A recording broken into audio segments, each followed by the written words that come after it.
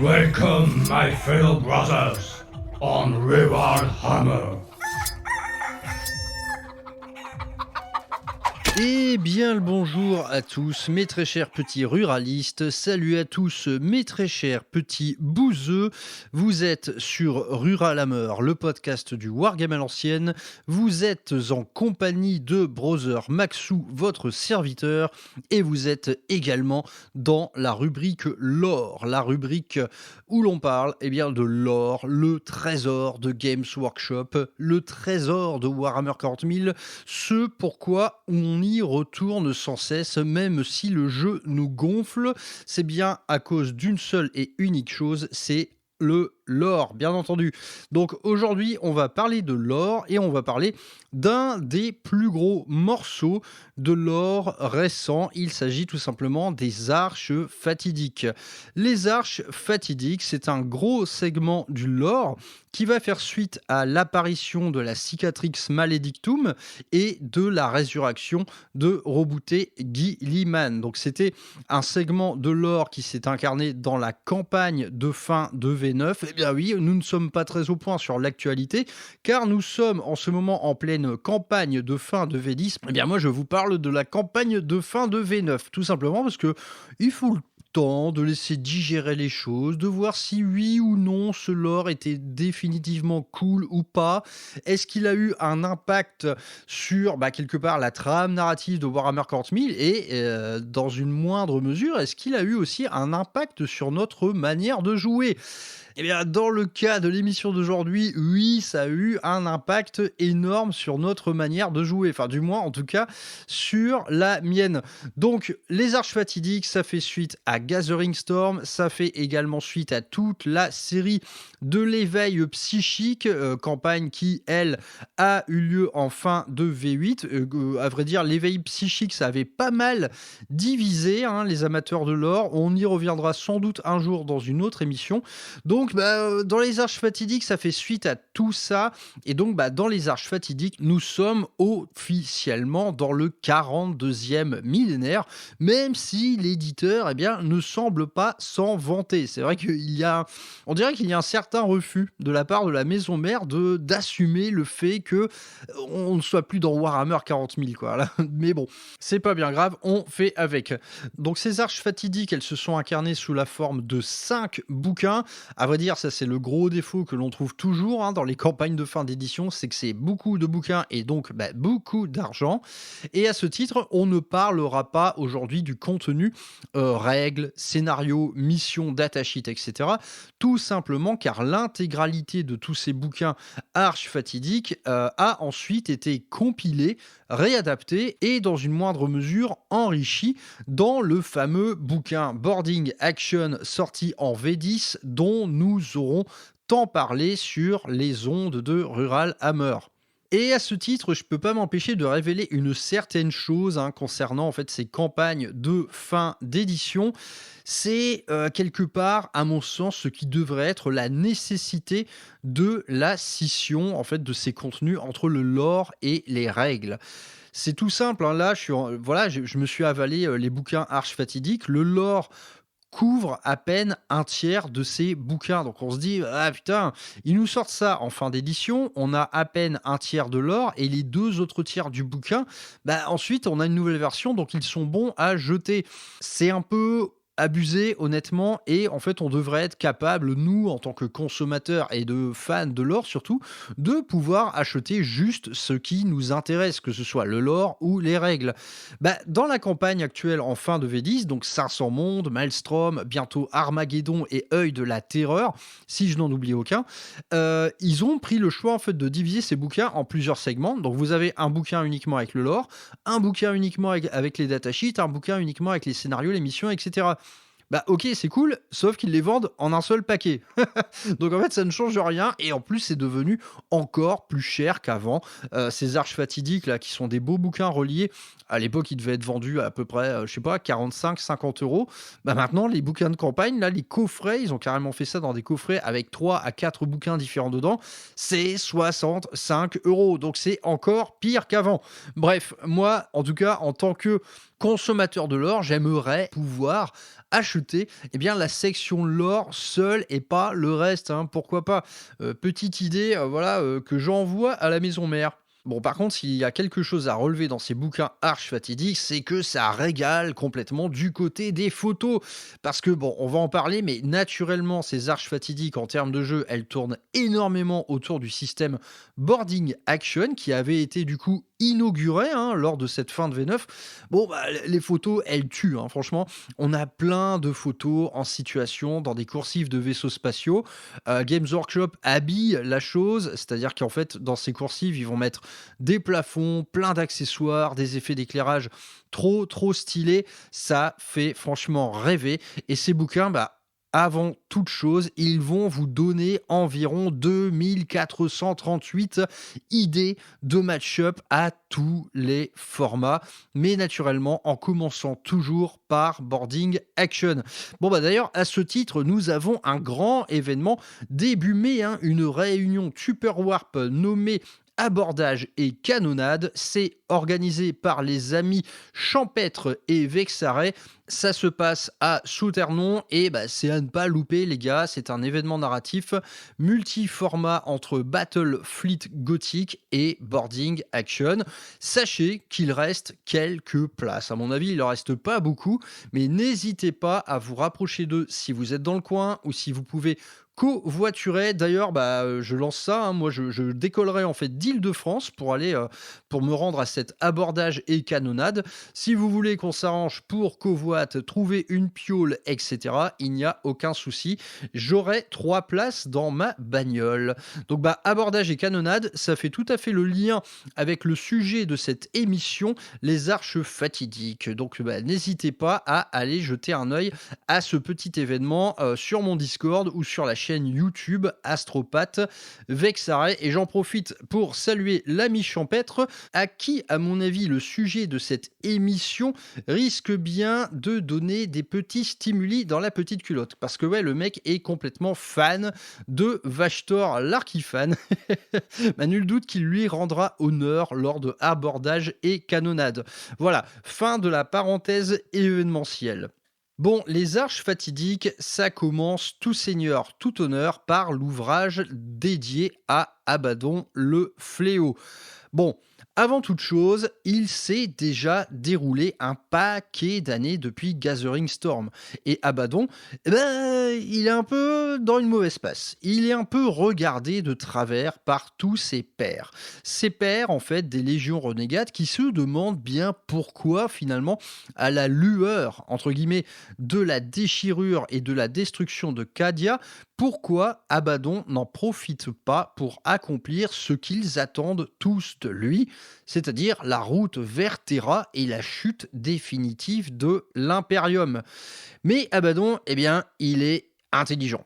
Il est intelligent et il ne veut pas réitérer le péché d'orgueil qu'a commis son sire génétique Horus. Du coup, Abaddon, malgré en fait cette victoire éclatante par rapport à Cadia, bon, quoique la flotte noire ait pris bien cher également, hein, mais bon, le mec demeure intelligent, il veut mûrir un plan beaucoup plus profond que tracer tout droit vers Terra et probablement se faire botter le cul comme Horus. Donc il mûrit un plan, mais un plan en fait qui a vocation à être imparable. Ce plan, il va vouloir lui donner une aura prophétique. Et en parlant de ça, eh bien, ce bouquin, il s'ouvre très exactement sur une prophétie. Le bouquin nous offre ça en ouverture, une prophétie qui va nous parler d'étoiles qui s'éteignent et d'une clé.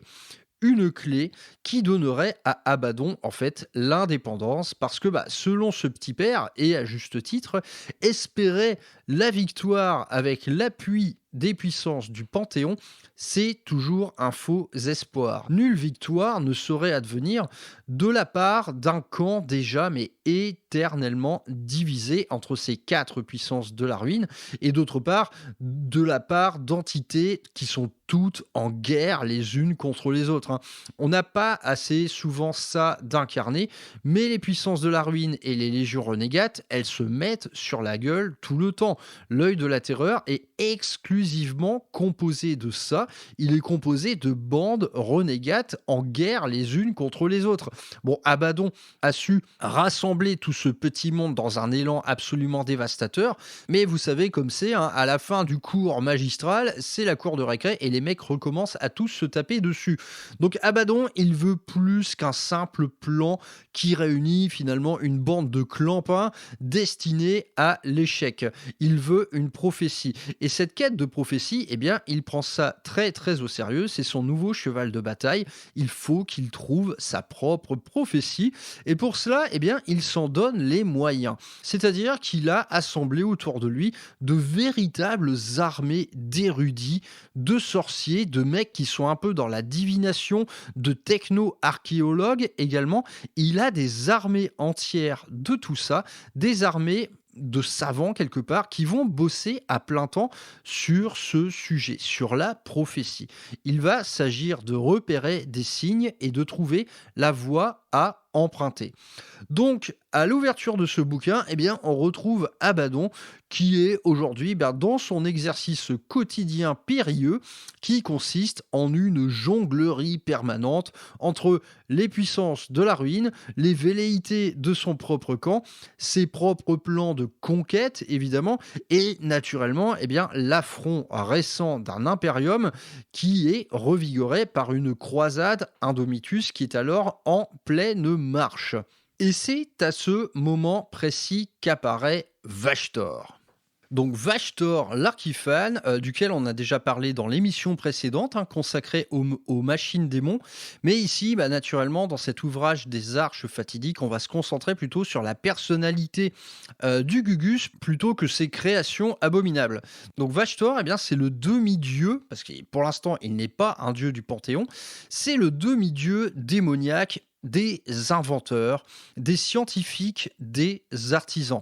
Il incarne quelque part la soif de connaissance et d'innovation, mais cependant dénué de toute conscience morale, hein, à l'image du mécanicum noir, donc toujours poussé aux excès les plus sombres. Renforcé par la curiosité des mortels, donc là, tu vois, on parle encore d'une entité du warp qui se nourrit en fait des sentiments humains.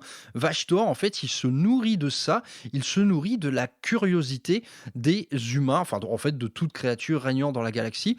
Et Vashtor, en fait, il incarne ce besoin de comprendre puis d'asservir les forces naturelles pour ensuite atteindre ce qu'il souhaite par-dessus tout, c'est-à-dire l'apothéose technologique, jusqu'à devenir lui-même un véritable dieu du chaos.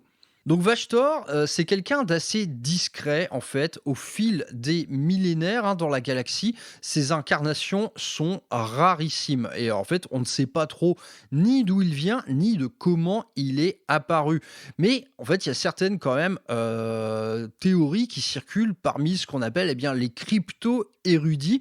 Certains affirment que Vashtor en fait il est né lors d'une course à l'armement effrénée d'une antique guerre à l'échelle galactique. Là, entre les lignes, il faut comprendre la fameuse guerre céleste qui a opposé les anciens à l'Empire Nécrontyr, puis à l'Empire Nécron. Et d'autres, en fait, ils pensent qu'il a vu le jour à cause de toutes les atrocités commises durant le Moyen-Âge technologique, ou alors là, c'est la théorie de rêve, c'est qu'il serait carrément l'instigateur de ces deux désastres. Donc là, c'est peut-être viser un peu trop haut de croire que Vashtor serait carrément le point de départ de la guerre céleste et de l'ère des luttes. Ce serait bon. Ça me paraît un peu trop énorme. Moi, je penche plus pour, ouais, vu que c'est une créature assez récente, très discrète, je pense pour ma part qu'il a vu le jour durant l'ère des luttes. Vraiment, cette ère où où la technologie, en fait, la technologie bienfaitrice a pris complètement fin. Moi, je le vois bien naître dans son contexte particulier, le petit père Vashtor l'Archifane. Donc, dans l'émission sur les machines démons, je vous ai déjà expliqué un peu tous ces petits joujoux, hein, tous les petits joujoux qui sortent de sa forge des âmes. Mais aujourd'hui, je vais devoir vous préciser quelque chose concernant Vashtor, c'est qu'il n'est pas un démon comme les autres. Vashtor, contrairement à ses semblables, eh bien, il n'a pas pour habitude de mentir et de manipuler. Le mec, il est très procédurier, en fait. Il dresse des contrats avec 36 alinéas, paragraphe 42.7. En fait, il est très procédurier et ses conditions, elles sont toujours très, très explicites. En fait, il va préférer compter sur la nature monomaniaque des démons pour prolonger leur asservissement plutôt que de jouer avec eux, quoi, finalement. Parce que pour chaque défaite subie par un démon sous contrat, eh bien, sa dette d'âme va se retrouver augmentée. Donc, rares sont les démons ayant échappé à leur servitude volontaire, mais l'utilité pour les légions démoniaques des engins sortant des forges, ainsi que le risque d'être la seule divinité privée de l'allégeance de Vashtor, le protège des représailles des dieux sombres. Donc Vashtor, il est vraiment le marchand d'armes du jeu divin. Il est l'agent d'aucun, mais l'allié précaire de toutes les entités du Panthéon à la fois. Bon, et en dehors de ça, le mec participe quelquefois au combat. Il est une entité d'une puissance terrifiante parce que, en fait, toute forme de machine va lui obéir. On pourrait faire le parallèle quelque part. Enfin, vous imaginez le pouvoir de Magneto, hein, vous avez tous vu ça au cinéma avec Michael Fassbender, par exemple. Vashtor, on est dans le même ordre de puissance, quoi. C'est-à-dire que tout son écosystème, pourvu qu'il soit constitué de machinerie, de mécanique, tout l'écosystème va lui obéir. Et ça, quelque part, s'il n'est pas lui-même un guerrier hors pair, c'est-à-dire à la hauteur d'un énorme démon majeur ou quelque chose de ce genre, voilà, lui, il modèle absolument tout son environnement. Donc ça, c'est des choses qui, en termes de règles, s'incarnent très, très fragilement. C'est très timide, tout ça. Mais quand on le joue, il faut garder ça à l'esprit. Et dans une partie narrative, incarner Vashtor, on pourrait tout simplement lui inventer quelques règles, hein, faire tomber un bâtiment sur quelqu'un, ouvrir des portes à distance, ce genre de truc. Donc voilà pour cette petite parenthèse concernant Vashtor l'Archifane, qui sera quelque part le véritable personnage principal de cette série sur les arches fatidiques. Et donc, notre ami Vashtor, c'est le point de départ de l'intrigue des arches fatidiques. Il va aller à la rencontre d'Abaddon. Donc, pour expliquer un peu le contexte, c'est que Abaddon est peinard à bord du Vengeful Spirit. Il est toujours dans sa quête prophétique. Et là, le Vengeful Spirit, il commence à complètement dérailler. Et honnêtement, c'est une bonne double page là, de récit bien tripant où tout dans le Vengeful Spirit se fait complètement la malle. Il y a des cultistes qui commencent à courir de partout. En gros, l'équipage devient complètement fou. Il y a des cultes qui sont menés, mais à effet immédiat, quoi. Les mecs se mettent à vénérer quelque part une nouvelle forme de dieu. Et on arrive, tout ça en fait, ça annonce la venue de Vashtor au sein même du vaisseau amiral des anciens Sons of Horus. Et bon, en fait, ça se fait dans une tuerie terrible, hein. Le mec, en fait, sa venue, elle est synonyme de génocide ambulant. Il y a un paquet de servitors, de cultistes et tout qui se font complètement la malle. Il y a même des psychers qui sont grièvement blessés lors de cette intrusion. Voilà, Vashtor, quelque part, il arrive comme ça. Donc, comme je vous l'ai dit, il n'est ni menteur ni manipulateur, mais bon, le mec reste un démon, donc il est quelque part une forme de violence incarnée. Et donc, cette rencontre Abaddon-Vashtor, elle va aboutir à un pacte, un partenariat qui va viser à rassembler les fragments disséminés d'une clé. la fameuse clé de la prophétie. Une clé qui va permettre de l'accomplir, cette prophétie, une prophétie qui offrira d'une part à Vashtor de solides chances d'accéder au Panthéon via la création de la clé, et d'autre part, cette même clé, elle pourra offrir à Abaddon ce qui semble être une arme définitive qui pourra lui permettre de terrasser l'Imperium sans la moindre forme d'enjeu. Mais concernant ce fameux pacte et donc ce dialogue qui a lieu en huis clos, nous n'en saurons pas plus. Pour l'instant, nous savons juste qu'il se termine par un deal. Il y a un deal qui est passé entre Abaddon et Vashtor.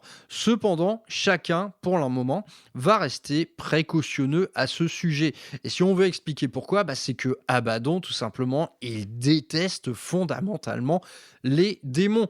Abaddon, je vous l'ai déjà dit plein de fois, je pense, dans les émissions de Ruralameur, mais Abaddon, en fait, se sert des puissances de la ruine comme d'un arsenal, comme d'une arme de laquelle il peut user. Mais il a un profond mépris pour tout ce qui sort du Warp, définitivement.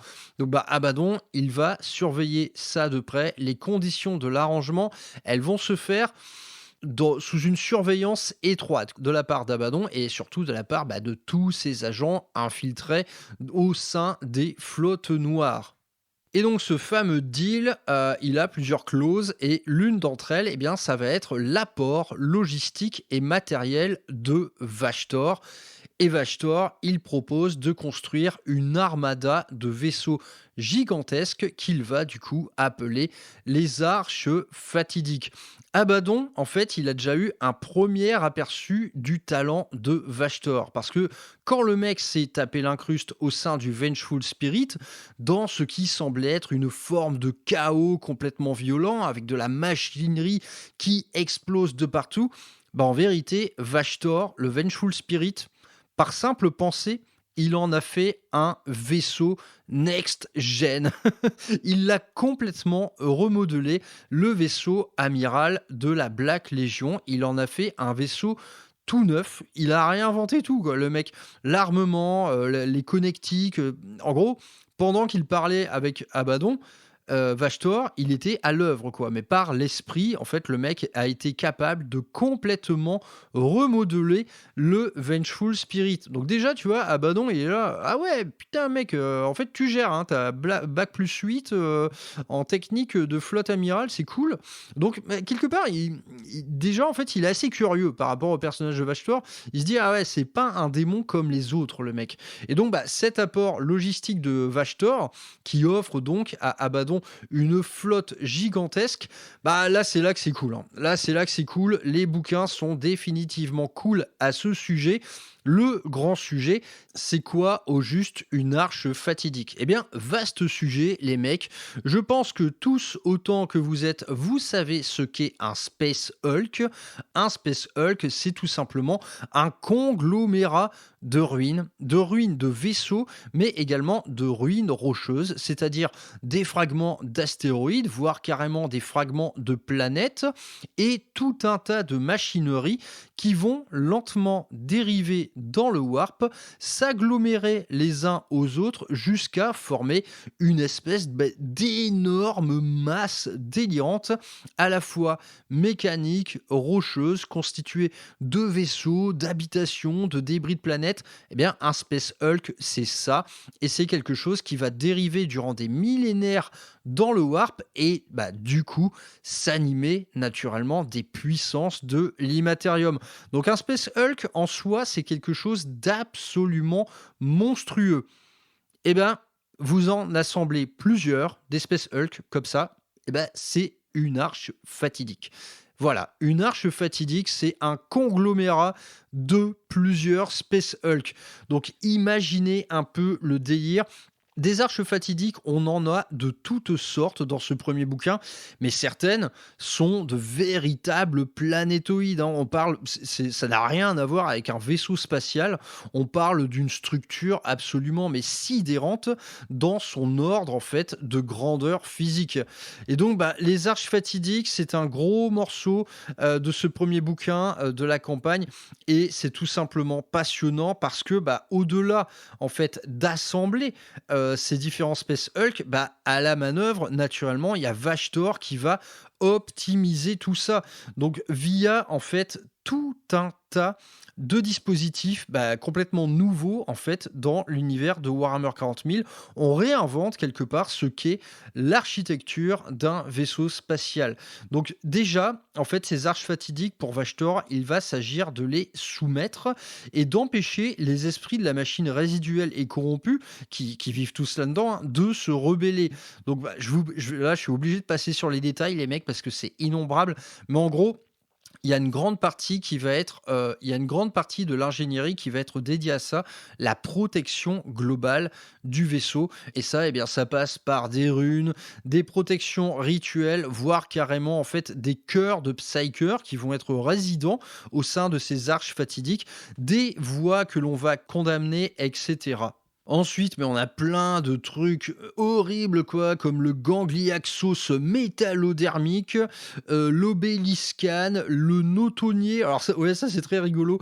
Le notonnier, bon allez, je vous lis le petit truc, c'est assez marrant. Aucun pont de navire conventionnel ne pourrait suffire à commander des vaisseaux aussi colossaux et surnaturels qu'un Space Hulk. Et aucun système de cogitateur ni aucun esprit mortel ne pouvait piloter des systèmes aussi corrompus par une longue exposition au warp. À la place, là où le gangliaxos d'un vaisseau convergeait, il fusionnait avec une entité démoniaque servant de pilote et appelé le notonnier. Ces amas grotesques de fer, d'airain, de rouages, de chaudières et de pistons, dotés de membres très saillants, d'yeux globuleux et de cils sensibles au warp, servaient à la fois de pont du navire et de l'équipage. Bien que contraints d'obéir aux ordres du maître de leur arche fatidique, leur loyauté allait d'abord à Vashtor. Voilà, en guise de pilote, on a une espèce de gigantesque tas de merde qui occupe en fait le pont entier. Voilà, une espèce de centre de convergence, voilà, de tout le vaisseau. Donc, des trucs comme ça, il y en a plein, mais parmi eux, il y en a un assez fondamental. Eh bien, c'est un véritable portail warp captif au sein de chaque arche fatidique. Donc là, on parle d'énormes cercles rituels invoqués dans un immense hangar, hein, une autre salle de dimension pharaonique. Voilà, c'est des espèces de maelstrom d'énergie infernale où des masses de chair et de crocs bouillonnantes flottent derrière ou sous les arches, hein, maintenues par des espèces de gigantesques aiguilles de fer qui servent à la maintenance, voilà, avec des menhirs couverts de runes, etc. Ces portails warp, en fait, ils sont cachés au sein de chaque arche fatidique parce que ces portails, ils vont avoir une mission très très particulière. Parce que ces arches, en fait, et il y en a beaucoup, hein, qui vont être créées par Vashtor en un temps record d'ailleurs, c'est absolument fou. Et donc ces arches, en fait, elles vont servir à aller faire les courses. Vashtor, il a tout un paquet d'artefacts en fait dont il faut qu'il s'empare pour mener à bien ce projet fou de la création de la fameuse clé. Eh bien, ces arches fatidiques, elles vont servir à ça. On va leur donner en fait tout un tas d'armées d'équipage et ensuite elles vont partir en quête de tous ces artefacts. Et ces artefacts, eh bien, ils seront transmis dans ce fameux portail warp interne du vaisseau dont je vous parlais pour aller directement déboucher sur la fameuse forge des âmes de Vashtor dont on avait parlé dans l'épisode sur les machines démons. Mais avant toute chose, avant de partir faire les courses, du coup, ces arches fatidiques, il va falloir les nettoyer. Parce que là, il y a un sacré coup de Swiffer à faire là-dedans. Vous imaginez qu'en fait, ce conglomérat de Space Hulk, malgré en fait toute l'ingénierie de Vashtor pour les remodeler, pour en faire en fait des véhicules entre guillemets viables à qui on va pouvoir donner des missions, à bord de ces Space Hulk, il y a tout un tas de trucs qui grouillent, hein, des trucs qui viennent en fait de plusieurs millénaires passés dans le Warp. Et ben Vashtor, il va demander un petit coup de main à Abaddon pour faire le ménage. Et là, Abaddon, il est pas très content parce qu'il va perdre énormément de légionnaires parce qu'il va falloir mener en fait des opérations de nettoyage au sein des coursives de toutes ces arches fatidiques. Donc pêle-mêle, en fait, ils vont trouver des tyrannides, des démons de toutes sortes, du mutant, du cultiste, des machins, voire même des factions assez improbables hein, qui sont enfermées là depuis des temps immémoriaux, des xénos qu'on n'avait pas vus depuis longtemps. Bref, il y a quand même pas mal de ménage à faire et même avec ces efforts déployés, en fait, ce ne sera pas suffisant et vœu aura été fait en fait de condamner carrément certaines parties des vaisseaux pour arrêter de s'en occuper en fait. Voilà, les dangers en fait qui règnent encore dans les couloirs, on va tout simplement les enfermer et ils ne nous emmerderont plus pour la suite de l'aventure.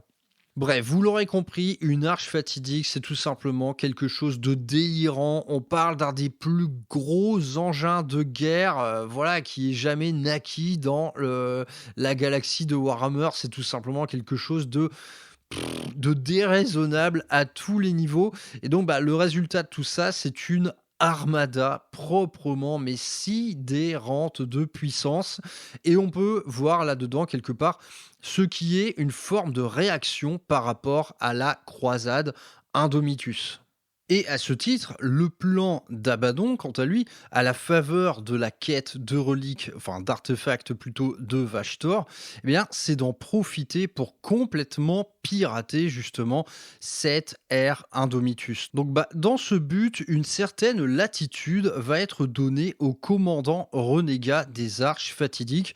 Et là, on parle de mecs tous plus ambitieux les uns que les autres. Certains même, en fait, sont plus ou moins en guerre contre Abaddon.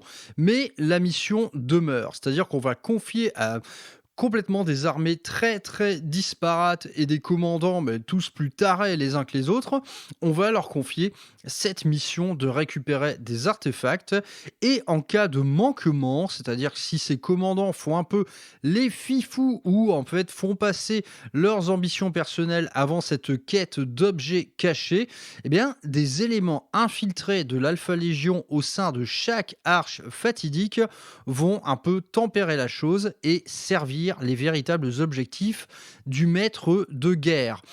Donc la très très grande variété des armées du chaos déployées, c'est un véritable nid à idées de projets et de conversion de forces complètement thématiques. Je vous avoue que ça m'a rendu un peu zinzin. Parce qu'il y a une chose qu'on oublie assez souvent, c'est que quand on parle en fait des forces du Panthéon, directement on dit ok, Death Guard, World Eaters, etc.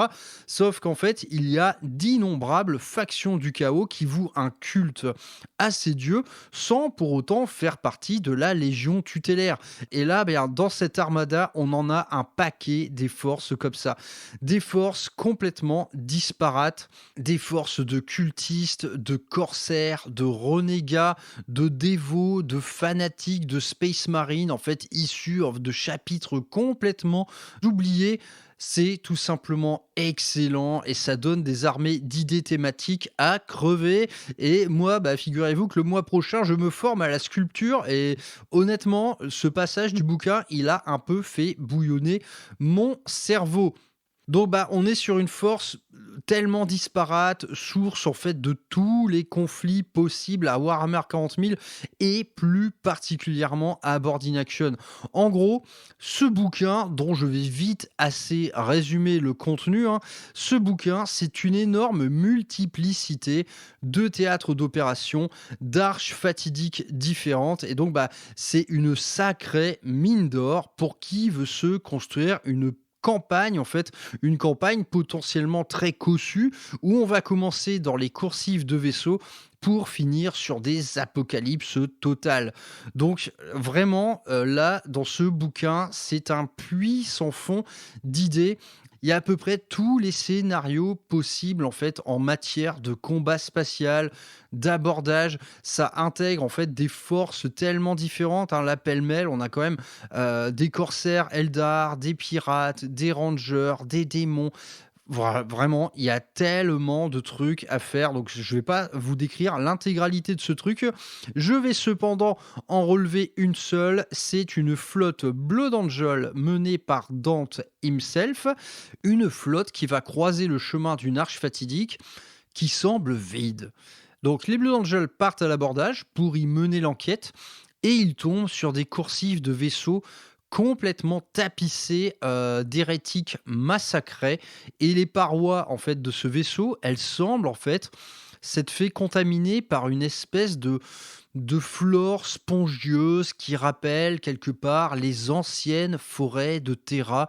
Il y a une ambiance assez humide, assez forestière qui a nimbé tout le vaisseau, un vaisseau complètement purgé de toute trace hérétique et ça et là des signatures warp très très étranges. Bref, une puissance a ici été à l'œuvre.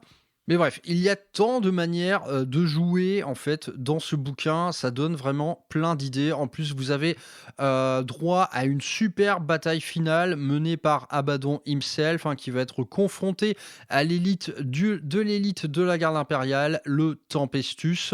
Cependant, à l'issue de cette bataille, eh bien Abaddon s'empare du premier artefact de grande envergure pour construire la clé. Nous allons l'apprendre par la suite, mais dans cette clé, tous les artefacts nécessaires à son assemblage ne se valent pas. Il y en aura 3 qui seront absolument d'importance capitale et Abaddon, à la fin de ce bouquin, s'empare de la première. Donc ce premier arc narratif mène à une certaine réussite, hein, dans la quête des 2 comparses à réunir leurs petites reliques, mais une quête qui va s'annoncer probablement beaucoup plus compliquée sur la prochaine cible de Vashtor, la planète de Malak Bael. Une planète qui serait apparemment proche de Angron.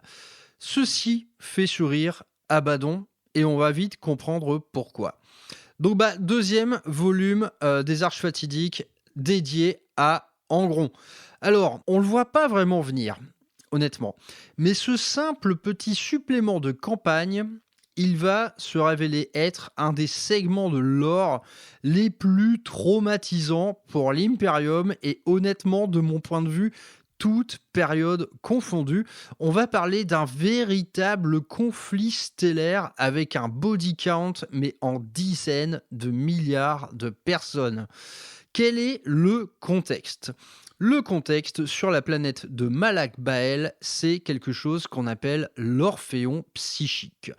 L'Orphéon psychique, qui est une relique du Moyen-Âge technologique, donc qui va être découverte sur cette planète par une inquisitrice, l'inquisitrice Emagna. Cette découverte aussitôt faite, eh bien, l'Imperium va se concentrer dessus, c'est-à-dire fortifier les lieux, en faire quelque part une espèce d'immense forteresse pour protéger ce fameux Orphéon psychique dont je vous expliquerai le pourquoi du comment. Donc cette découverte récente, elle va croiser la route de la flotte Quartus, une flotte qui fait partie de la croisade Indomitus et une flotte qui est alors en pleine déroute, une flotte qui semble même, à plus d'un titre, être maudite. Donc ça se passe dans la littérature récente Black Library de Warhammer 40 000, l'histoire de la flotte Quartus. Je ne me rappelle même plus le nom de cette série de bouquins. Vous savez, c'est les bouquins avec des couvertures toutes pourries là, qui semblent un peu inspirées des films Marvel, ce genre de truc. Donc bref, si vous voulez en savoir plus sur la flotte Indomitus, c'est malheureusement dans cette littérature là que ça se trouve et pour ma part, je n'en ai pas retenu grand chose.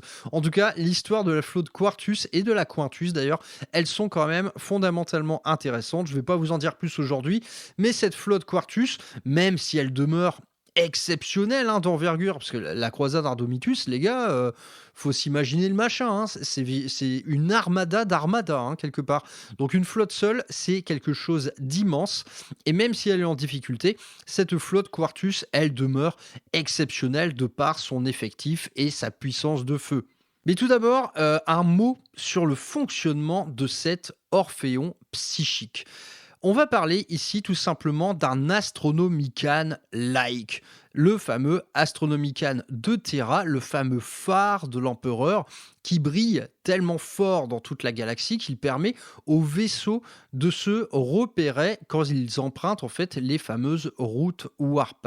Eh bien, cet orphéon psychique, il semble être fait du même bois et il va s'annoncer être d'une puissance sidérante et l'inquisitrice va prendre la décision lourde en fait de conséquences de le réactiver parce qu'on parle tout simplement d'un barbecue.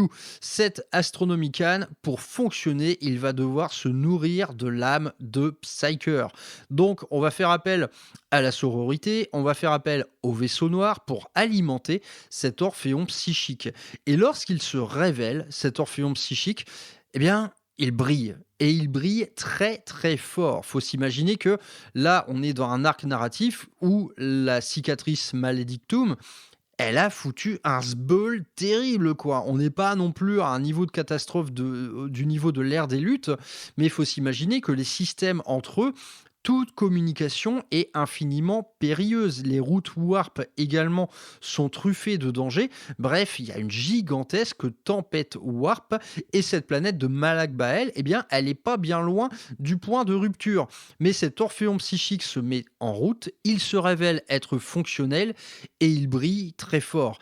Il brille très fort au point que toutes les tempêtes warp dans tous les systèmes environnants se résorbent. Et à la lueur en fait de cet événement, notre petite flotte Quartus, waouh, elle ouvre les yeux pour la première fois depuis longtemps, quoi. C'est-à-dire, elle avait vraiment la tête dans le caca le plus infâme, et là, ça brille. On arrive à se regrouper, on arrive à se recontacter les uns les autres. La flotte Quartus se regroupe et redevient une puissance de l'Imperium assez terrifiante. Et justement, elle va suivre cette lumière jusqu'à la planète de Malak Bael et ça marque une bonne pause pour tout le monde. C'est le moment de regrouper ses troupes et de se préparer aux prochaines menaces. Donc voilà, ce truc est réactivé. Il se révèle être la némésis de l'Immaterium parce que tout ce qu'il y avait de chaotique autour est en train de se faire la malle.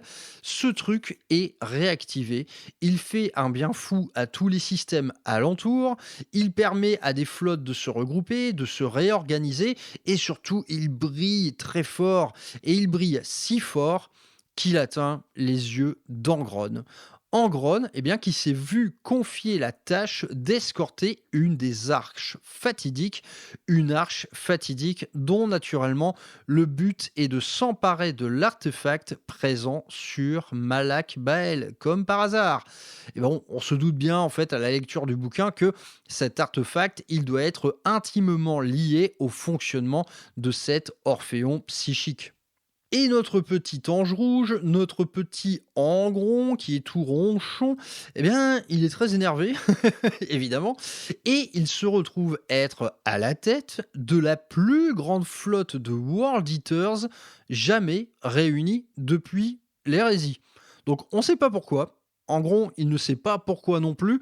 Voilà, c'est comme ça. Fun fact, c'est la plus grande armada de World Eaters qui ait jamais vu le jour.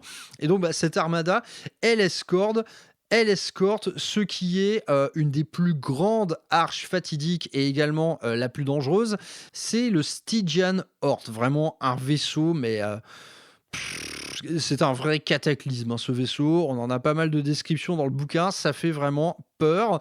Donc naturellement, tout ceci est aux ordres d'Abaddon, même si Angron, il va avoir tendance, comme vous vous en doutez, à s'en battre un peu les reins. Mais les ordres d'Abaddon vont être de s'emparer de l'artefact présent sur place, qui semblerait même se trouver au cœur même de la planète.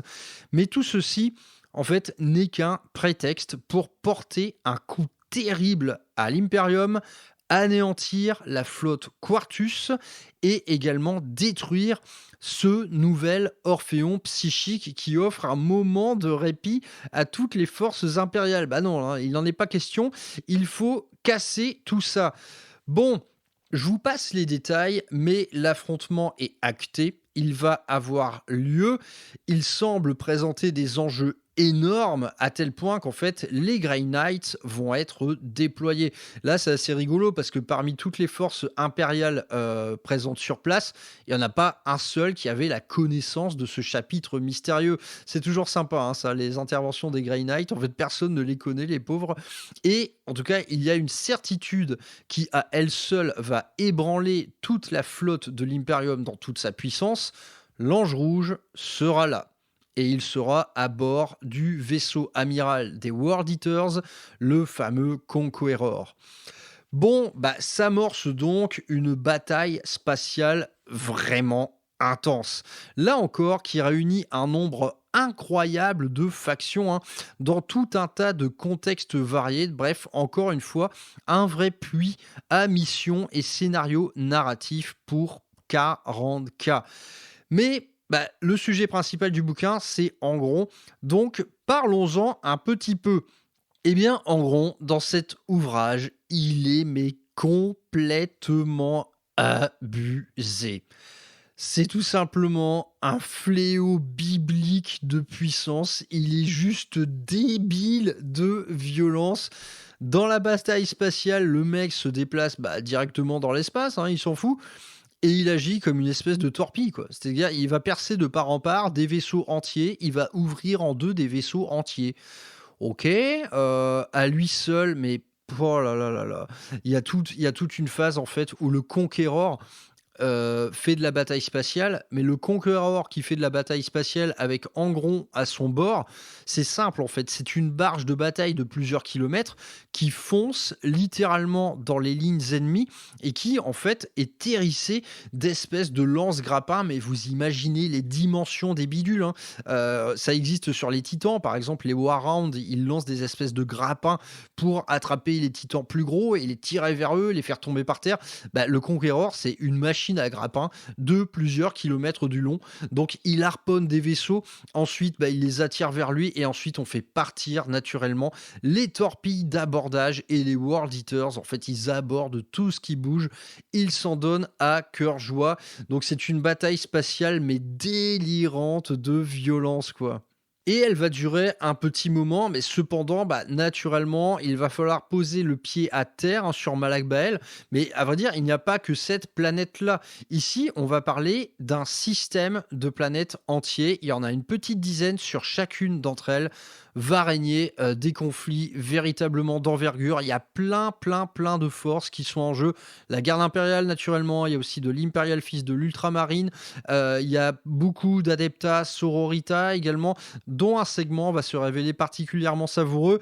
Ça va se développer à bord même du Stygian Horde. Ce Stygian Horde, en fait, qui va complètement disparaître dans le Warp, avec un énorme, en fait, effectif impérial qui avait abordé en son sein. Et là, waouh, là, c'est une chance de mission potentiellement fabuleuse si vous jouez Adepta Sororita, parce que là, on parle véritablement de zélotes. Et ces zélotes, elles vont se paumer à bord d'une arche fatidique qui semble être tout simplement perdue dans le Warp, donc confiée à toutes les puissances de l'Immaterium. Vous avez pas mal de missions en boarding action, hein, qui retranscrivent bien ce contexte finalement de vaisseaux perdus dans l'Immaterium. Ça peut être tout à fait sympa.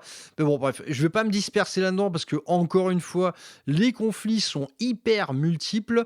Mais une fois que Angron pose le pied à terre, hein, sur cette immense forteresse de Malak Bael, le cours de la bataille, ça va tout simplement être un bain de sang à échelle planétaire. Les démons ne mettent pas longtemps à être de la partie et ce sont véritablement des milliards de morts en continu. Angron va être accompagné de 8 buveurs de sang, donc ce qui nous rappelle de très bons souvenirs liés à la première guerre sur Armageddon, par exemple. Et Angron, il va foncer tout simplement tout droit sur l'Orphéon psychique. Mais la puissance du mec est débile, hein, véritablement, dans le bouquin, mais il traverse des armées entières, il se défait de tout. Les Grey Knights, ils vont être proprement massacrés, quoi. Une soixantaine de Grey Knights. L'Inquisitrice aussi, Une inquisitrice qui, juste avant de trépasser, avait activé l'Orphéon psychique à puissance totale. Ça a rasé tous les démons de la planète, permettant à l'Imperium de rebondir un petit peu. Mais ça allait pas durer très longtemps. Tout ceci, c'est de la cruauté totale. On est sur de la boucherie totale. C'est un génocide complet à échelle planétaire et naturellement, ça se termine par le moment de porter le coup fatal sur l'Orphéon psychique, un coup qui naturellement va être mené par Angron qui est au seuil d'une douleur mais exponentielle avec la réactivation puissance max de l'Orphéon psychique. Il n'y a que lui finalement qui est épargné par la seule force de sa volonté, mais au seuil de la douleur, au moment de frapper le noyau de l'Orphéon psychique, Angron, il a peur.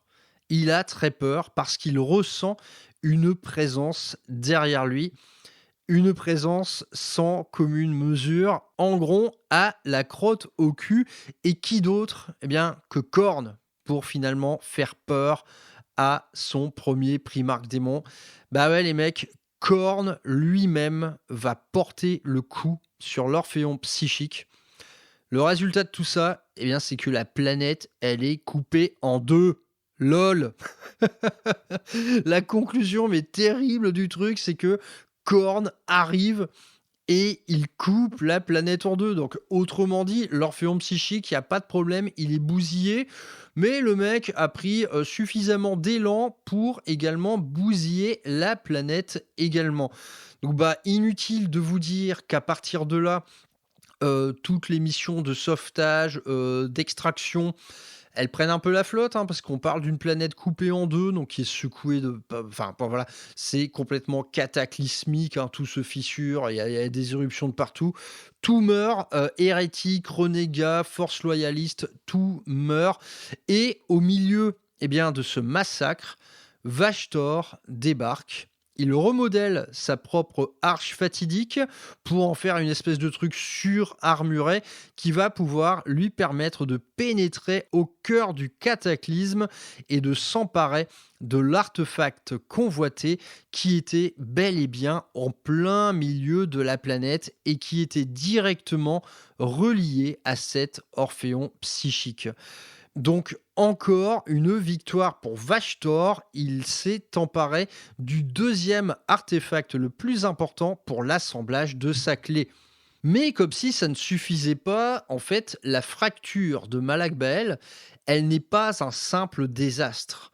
En vérité, on s'en rend compte après coup, c'était un véritable sacrifice rituel dédié à Khorne. C'était une offrande de milliards d'êtres au dieu du sang.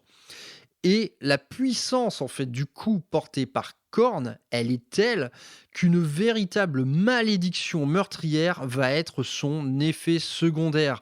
C'est tout simplement une gigantesque aura de fureur qui va s'emparer de tous les systèmes entiers entourant Malak Bael, transformant humains, sœurs de bataille et même Astartes en bêtes dégénérées, dévastées par une soif de sang et de carnage incontrôlable. On parle de ça sur des systèmes entiers. Donc, je vous jure, c'est un body count, mais monstrueux, quoi. Donc, d'une part, l'Orphéon psychique, qui était une nouvelle lumière, tu vois, une nouvelle lueur d'espoir, blanc, complètement fracassé. Et d'autre part, on a une planète pétée en deux. Et encore d'autre part, une malédiction qui s'étend sur des échelles planétaires, effet secondaire du massacre qui a été offert au dieu du sang. Donc, vraiment, un bilan, mais catastrophique, et qui, quelque part, va rejoindre les évolutions les plus décisives du lore récent, à l'image, par exemple, de ce qu'on a pu trouver sur Charadon avec la victoire de Typhus, enfin, plutôt une défaite de Typhus, mais c'est quand même une victoire, enfin bref, à l'image de Charadon, ou par exemple de Narmund. On est véritablement sur un coup porté à l'Imperium qui est monstrueux. Cet Imperium qui a déjà subi la Cicatrix Maledictum, il se retape ça dans la foulée, en plus de toutes les arches fatidiques qui sillonnent la galaxie. Bref, Malak Bael, c'est quelque chose, mais de... c'est n'importe quoi. Ce récit, c'est tout simplement n'importe quoi en termes de génocide, en termes de puissance déployée par Angron, qui semble véritablement invincible, hein. Et là, d'ailleurs, il y a un parallèle très très rigolo à faire dans le jeu, hein, dans notre jeu normal, Warhammer 40 000. Ici, Angron, il fait peut-être face à 480 000 points d'armée. Quoi qu'il lui arrive, il s'en sort tout de suite. En fait, il se réincarne, mais auto, quoi. C'est de l'auto-respawn. Dès qu'il meurt, il revient. Tu vois, il n'y a même pas, en fait, il y a pas d'enjeu. Donc, il y a un côté, en fait, à la fois assez fun, malgré le désastre hein, que c'est. Il y a un côté assez fun, mais à la fois un peu débile hein, dans ce personnage d'Angron. En fait, où personne ne peut rien faire, tout simplement, parce que, par exemple, la force de Grey Knight qui a été déployée, ah, voilà, tu vois, une soixantaine de Grey Knights avec des exo-armures et tout, des porte-bébés, là, tu te dis, oh, attends, les mecs, ils auraient dû avoir une chance, hein. Mais bon, quand t'as Angron qui arrive, ça fait déjà la 27e fois qu'il meurt et qu'il se réincarne, il déboule accompagné de 8 buveurs de sang. Bon, évidemment, et puis après, t'as Korn qui s'en mêle. Bon, là, si tu veux. Donc, bref, un récit assez réjouissant, assez débile aussi, on va pas se mentir, et surtout qui ne peut pas en fait se réincarner sur une table de jeu parce que vous mettez Angron face à une armée de 2000 points, c'est simple, il se fait botter le cul en une phase de tir et ensuite vous n'êtes pas du tout assuré qu'il revienne, hein. Bref, dans la vraie vie, ça se passe comme ça, mais dans ce deuxième ouvrage des Arches Fatidiques, c'est tout simplement le Angron show. Donc si vous êtes fan du personnage, c'est tout simplement là où il faut aller. Mais il est temps de s'attaquer au troisième tome de cette campagne et il va s'agir de l'ouvrage dédié au père Vashtor. Le père Vashtor qui va cette fois s'incarner au sein d'une bataille beaucoup plus ciblée. C'est fini le bain de sang. Honnêtement, on ressort de la lecture de l'ouvrage dédié à Angron quelque peu épuisé. On a besoin de se poser un peu et c'est ce qui va se passer. L'enjeu va être le même. Ça va être la quête d'un artefact, un autre des artefacts les plus importants pour assembler la clé. Et ça se passe sur le Roc. Eh ben ouais, la forteresse monastère des Dark Angels, le Roc. Donc naturellement, l'assaut va être mené par Vashtor himself. Donc on va parler ici de l'arche fatidique la plus balèze et de la flotte la plus méchante. Tandis que de son côté, Azrael, donc le maître de chapitre des Dark Angels, malheureusement, il est en sale état. Il sort à peine de l'opération liée au franchissement du Rubicon Primaris. Donc, il n'est pas très, très en forme. Et quant à cette arche fatidique menée par Vashtor, elle va être en fait commandée par ni plus ni moins qu'une intelligence abominable, donc tout droit venu du Moyen-Âge technologique, hein, qui a été retrouvée par l'Akifan au début de l'ouvrage. C'est assez marrant la manière dont il s'empare d'une intelligence artificielle antique et dont les réseaux finalement de cette intelligence artificielle, une fois mêlés au pouvoir de Vashtor, tout ceci va faire naître sur l'arche une arme sans la moindre forme d'enjeu qui va être nommée le défaiseur. Tu vois, le défaiseur. C'est genre, tu fais un truc, je le défais en fait. Tu vois, t'appuies sur un bouton, ça défait. Tu vois. Donc voilà, le défaiseur. Donc, toute cette flotte menée par Vashtor, elle va complètement parvenir à opérer une embuscade sur le Roc. Mais c'est-à-dire qu'en fait, c'est un saut warp que les impériaux ne pouvaient voir venir. Vashtor maîtrise suffisamment la chose pour pouvoir tenter des sauts warp, mais extrêmement dangereux, où en fait, une flotte entière apparaît devant le Roc, mais à portée de tir. Le résultat, c'est que armé du défaiseur, donc le truc qui défait des trucs, l'égide du Roc, qui est en fait un bouclier, mais d'une puissance exceptionnelle, un des meilleurs de tout l'Imperium d'ailleurs, l'égide du Roc, elle est défaite.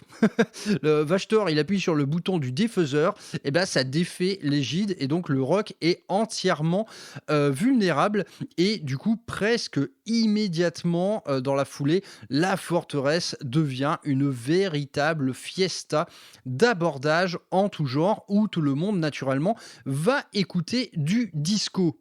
On pourrait se dire, OK, en fait, il suffisait de tirer et de bousiller le roc, mais bon, vous avez compris qu'en fait, il fallait l'aborder pour aller s'emparer de l'artefact bien dissimulé en son sein. Cet artefact, nous ne savons pas encore de quoi il s'agit.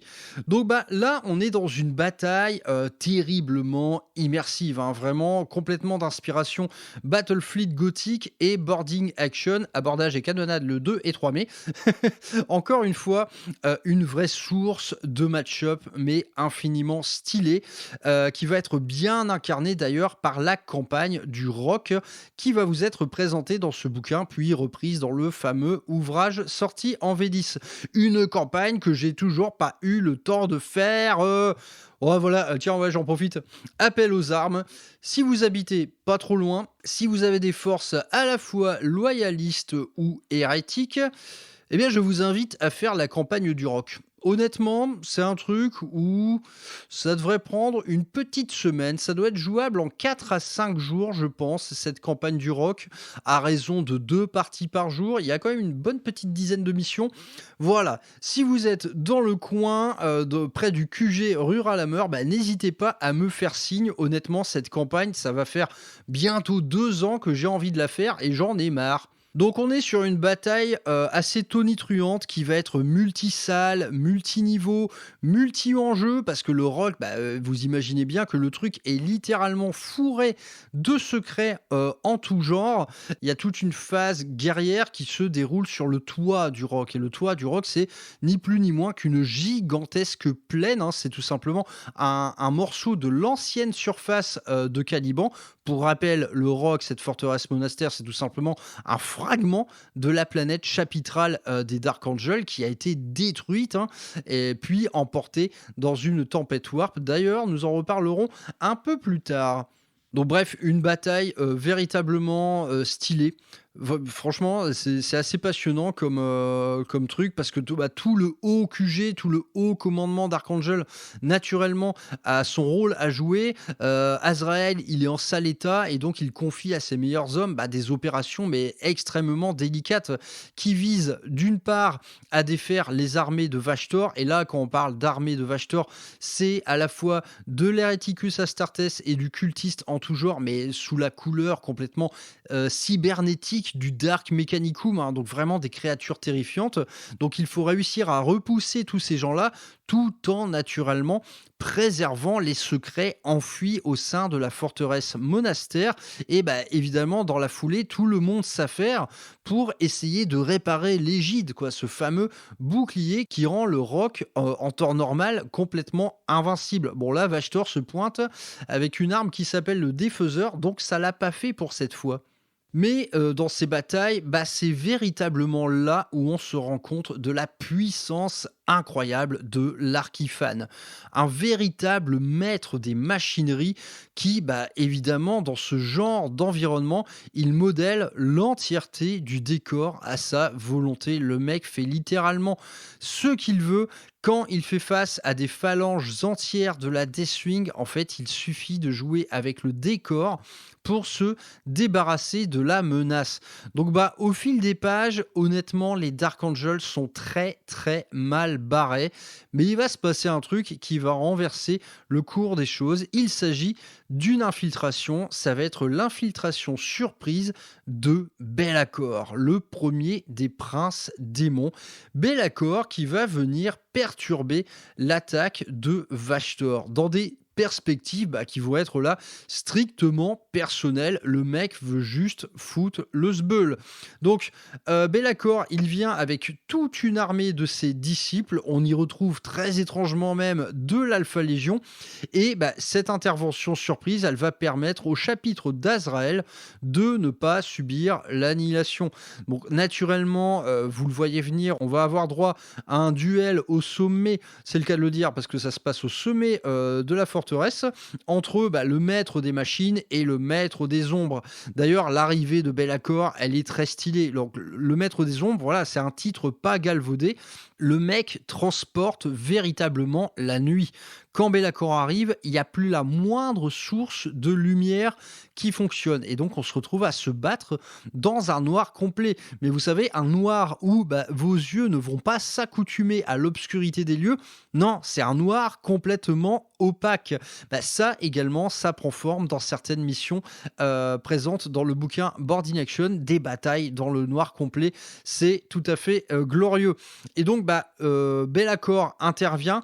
En même temps, on a également l'arrivée d'une flotte détachée de la croisade Indomitus qui est menée par Tigurius. Donc tout ça mis en même temps, ça va naturellement venir mettre fin au conflit. Et il y a une parenthèse intéressante dans tout ça, c'est qu'au sein de cette flotte Indomitus, on va retrouver des survivants de la maison Raven. Une maison Raven, donc si vous êtes au courant du lore récent, vous savez, ça se passe dans l'arc narratif Charadon. La maison Raven, son monde chapitral, il s'est fait, entre guillemets, enlever par Be'lakor. Be'lakor a fait littéralement disparaître la planète de la maison Raven et en fait en a profité pour enrôler des membres dissidents de cette maison pour créer sa propre petite légion de chevaliers. Donc du coup la maison Raven, elle revient sur le roc passablement énervée par la disparition de sa planète chapitre et elle compte bien se venger auprès des armées de disciples de Be'lakor. Et donc, chemin faisant, à l'issue de cet ouvrage, il y a la certitude que Vashtor n'a pas dit son dernier mot. Pour cette fois, il n'est pas parvenu à s'emparer de l'artefact dormant dans les sombres galeries du roc. Donc, la certitude que Vashtor, il va se venger, tout simplement. La certitude que les Dark Angels, vont se venger aussi. De son côté, Be'lakor, honnêtement, il va être promis à une sévère sanction parce que le mec, il demeure quand même sous les ordres du maître de guerre Abaddon. Donc là, clairement, il est venu contrecarrer les projets du maître de guerre himself. Donc ça va pas bien se passer pour lui. Il aura sans doute une grosse fessée. Et le roc, il ne sera pas épargné par la suite, malheureusement. Et la suite, laquelle est-elle ? C'est Farsight. Voilà. Hors sujet total, les gars, malheureusement, ce bouquin, Farsight, je ne l'ai pas. Je ne suis pas arrivé à l'avoir. Je vais vous expliquer pourquoi. On m'avait dit tout simplement que Farsight était une espèce de side story au sein des Arches Fatidiques. Il y a très très peu de liens qui va être fait en fait entre la quête principale d'Abaddon et de Vashtor avec cette quête d'artefacts, de reliques, etc. Dans Farsight, on n'en voit pas vraiment la couleur. Il y a juste quelques parallèles qui sont faits, comme quoi il y a parmi en fait des éléments de technologie tôt, des éléments qui sont convoités quand même par Vashtor, mais globalement Farsight, ça va tout simplement être l'histoire de Farsight. Mais il n'y a pas vraiment d'implication sur la trame principale de ces arches fatidiques. Bon, c'est pour ça, honnêtement, je vais essayer de le choper quand même, ce bouquin. Mais pour l'instant, au sein de cette émission, je n'ai pas jugé vraiment utile d'en parler. Donc, on va passer tout de suite au dernier ouvrage de cette saga et il s'appelle tout simplement Le Lion. Donc dernier chapitre, un chapitre au sein duquel naturellement Game Workshop en a profité pour faire la révélation de la nouvelle figurine du Primarque des Dark Angels. On se souvient tous de ça, c'était tout simplement glorieux. Donc le récit ici de ce lion, il prend corps juste après le fameux roman de Mike Brooks, Le Fils de la forêt, et donc qui nous expliquait la résurrection entre guillemets de Lion L. Johnson. Donc un Lion L. Johnson qui va rassembler autour de lui ses frères déchus pour en faire des Apsus. Donc pour l'instant, il est accompagné de ça, d'une espèce de petite milice privée composé d'Apsus. Et ce lion, il va finir par être recueilli par la fameuse flotte de Blood Angels dont je vous ai parlé précédemment. Cette petite flotte dirigée par Dante qui était alors en cours d'enquête auprès des Arches Fatidiques, une enquête qui aura été parasitée par des traces surnaturelles qui ont été détectées par les archivistes de la 9e Légion. Et en fait, ce sont des traces surnaturelles que laisse le lion à chacun de ses passages dans la galaxie.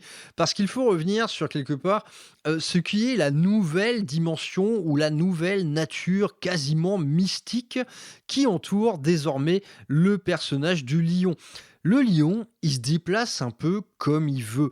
Il ne traverse pas le warp, en fait, c'est le warp qui semble l'emmener là où on a le plus besoin de lui. Donc dans le roman de Mike Brooks, ça s'incarnait sous cette forme, c'est qu'il se met à traverser des forêts. Voilà, il est dans un environnement, l'environnement commence à changer, commence à se muter en une espèce de forêt ténébreuse. Il va traverser cette forêt, il va dans la foulée en fait abattre des créatures terrifiantes qui règnent auprès de cette forêt. C'est tout simplement une réincarnation de Caliban en quelque sorte, sous une forme mystique. Et à la fin de cette lisière, le lion tombe sur un monde complètement différent. Et là, il a une autre quête à accomplir et on passe comme ça d'un monde à l'autre où le lion va avoir des agissements assez décisifs. Et ces agissements, ils vont le mener à cet endroit. Donc, comme je vous l'ai dit, cette arche fatidique qu'on a retrouvée vidée de tous ses occupants hérétiques, à la fois avec un vaisseau tapissé un peu de tapis d'humus, de racines d'arbres et tout. Naturellement, on sait que le lion est passé par là et qu'il a massacré tout le monde. Voilà, au fil des pérégrinations, le lion se retrouve à intégrer cette flotte de Blood Angels. Donc au début, il est assez furax quand il voit Dante en fait arborer le visage de Sanguinus, mais bon, il se rend bien compte vite que Dante c'est un bon gars. Il s'appelle Louis, ça fait 10 000 ans qu'il est là, il en a un peu marre de tout, mais néanmoins il fait le job toujours aussi bien. Donc de leur côté, les Dark Angels, naturellement, ils sont en train de se remettre de l'assaut précédent. Et dans la foulée, et donc ça inclut naturellement toutes les réparations nécessaires pour redonner en fait au roc sa puissance initiale, et ils vont en profiter pour se regrouper avec tous leurs chapitres successeurs pour former une gigantesque flotte d'impardonnés bien décidé, vous l'aurez compris, à traquer Vashtor jusque dans sa tanière. Et une tanière, en fait, où on va parler de cette fameuse forge des âmes. En fait, au fur et à mesure des récits, l'Imperium commence à comprendre ce qu'il se passe. Ils ont saisi en fait la nature belliqueuse des assauts répétés à tel ou tel endroit qui concernait en fait tout simplement à s'accaparer des objets bien particuliers. Les autres autorités impériales, elles ont commencé à comprendre ça. Abaddon et Vashtor, ils font leur course. Et donc, au fur et à mesure des renseignements qui leur remontent et tout, on commence à se rendre compte de ça. Les arches fatidiques, elles ont des portails qui permettent en fait de regrouper les artefacts capturés à un seul et unique endroit, et à force de mener des enquêtes, cet endroit, il va être révélé. Cependant, il va être révélé de manière assez suspicieuse. C'est que les Dark Angels ont fait pas mal de prisonniers par rapport à l'assaut précédent, donc dans les geôles face au chapelain interrogateur, des mecs proprement terrifiants. Tous les prisonniers, ils vont se mettre à parler d'un coup. Jusqu'à maintenant, ils étaient silencieux sous la torture, et on sait que les Dark Angels excellent pas mal en la matière, mais ils disent rien, et tout d'un coup, bam, tout se révèle en même temps, tous les prisonniers révèlent la même chose. Donc les Dark Angels, ils sont pas cons non plus, ils comprennent bien que tout ceci est une machination de Vashtor himself qui a sans doute joué les manipulateurs d'âmes auprès de ses soldats capturés. Donc vous vous doutez bien, ça sent le traquenard, ça sent véritablement le traquenard. Ça va se passer au sein du système Somnium, les étoiles Somnium. Ça sent fort le traquenard, mais on y va quand même. Donc naturellement, les Dark Angels vont y aller quand même. Cependant, ils vont quand même faire preuve d'une certaine prudence par rapport au voyage warp, par rapport au déploiement et tout un tas de choses. De toute manière, les mecs, en matière de stratégie, ils savent de quoi ils parlent quand même. Donc naturellement, il déboule à l'entrée du système, vraiment, et là, Azrael, il est véritablement à la tête d'une flotte d'impardonnés tel qu'on n'en avait pas vu depuis longtemps. Il y a souvent cette idée-là qui revient au sein des arches fatidiques, c'est qu'on se regroupe pour former des flottes qu'on n'avait pas vues depuis 10 000 ans.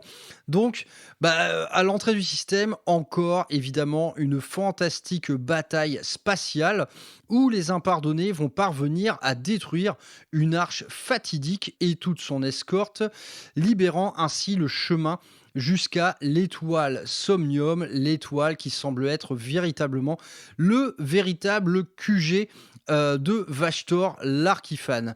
Cependant, les relevés inquiètent. Les augures, les scanners, tout le monde sent un truc qui va pas. Ça perturbe la flotte entière, ça semble même affecter la psyché de nos amis les Dark Angels qui ressentent une espèce de malaise indicible jusqu'à la fameuse révélation.